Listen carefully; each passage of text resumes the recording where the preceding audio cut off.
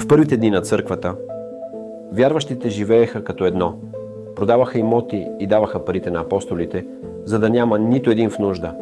Анания и жена му Сапфира също продали земя, но решили да задържат част от парите и донесли само част, като казали, че това е всичко. Апостол Петър погледна Анания и каза: „Анания, защо Сатана изпълни сърцето ти да излъжеш Святия Дух?